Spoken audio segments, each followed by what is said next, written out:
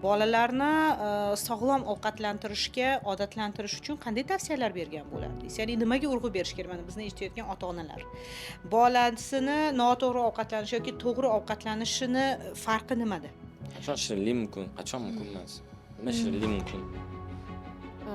O'zi to'g'ri ovqatlanish boshlayotgan paytda albatta bioritmni to'g'irlab olinsa, ovqatlanish vaqtlari to'g'irlanadi. 9 dan kech uxlash mumkin emas. Ham fiziologik, ham psixologik, ham aqlan yaxshi rivojlanishi uchun bolalarni u bioritm birinchi o'rinda turadi. 9 da uxlash kerak bola. Bo'yi o'smasligi ham shu somatotrofniy gormon shu vaqtida ishlamasligidan kelib chiqadi.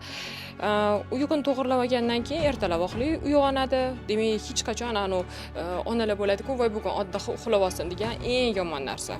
Turg'izish kerak. 7 mi, 7:06 bo'lsa 6.